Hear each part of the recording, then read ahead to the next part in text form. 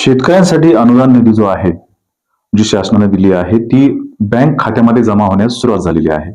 अनेकांच्या खात्यात निधी जमा झालेला आहे. अनेकांना SMS च्या माध्यमातून हे कळालं असेल, की कोणाला किती जो निधी, मदत निधी आहे तो जमा झाला आहे. परंतु अनेकांना अजूनही काही कळालेलं नाही, की आपला कुठल्या बँक खात्यात तलाठी कार्यालयामार्फत तुम्हाला एक नक्कीच मेसेज आलेला असेल, तो पाहायला मिळाला असेल.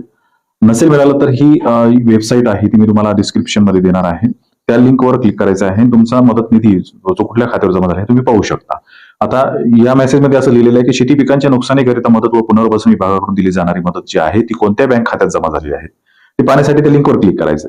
आता आपण लिंक केल्यावर तुम्हाला लक्षात येईल की इथे असा इंटरफेस तयार होतो, पेमेंट स्टेटस. आता खाली दिलेलं आहे, please enter your V K number. आता व्हीके नंबर काय नेमकी कोणाला लक्षात आलेला नसेल तर व्हीके नंबर म्हणजे जी यादी शासनामार्फत जाहीर झालेली आहे.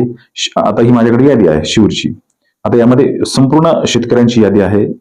आपण ती जर ओपन केली तर त्यामध्ये तुम्हाला लक्षात येईल की त्यामध्ये शेतकऱ्यांचा serial number, VK number, beneficiary number, नाव, शेतकऱ्यांचं नाव, ग्रामपंचायत आणि तो किती हेक्टर आहे ते, गट नंबर, आधार नंबर आणि जी पेमेंट टाकलेलं आहे ते किती टाकलेलं याचं स्टेटस आहे.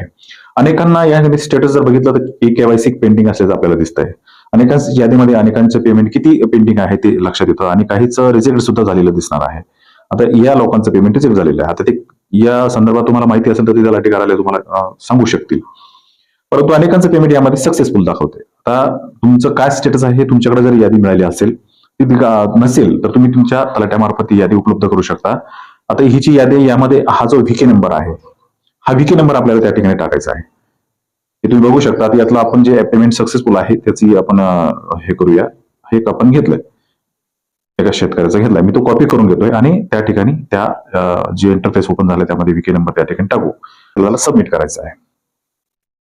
थोड्या वेळ आपल्याला वाट पाहावी लागेल आणि वाट पाहिल्यानंतर त्यामध्ये आपल्याला कुठली बँक आहे त्यामध्ये ते लक्षात येणार आहे की आपलं पेमेंट कुठल्या बँकेत खात्यामध्ये जमा झालं. आता यांचं पेमेंट, हा जो शेतकरी आहे यांचं बँक ऑफ इंडियामध्ये हे पेमेंट जमा झालेलं आहे. अमाऊंट 5100 रुपये, 5100 रुपये जमा झालेले आहे. ते तारीख किती तारखेला झाली हे पण दाखवले.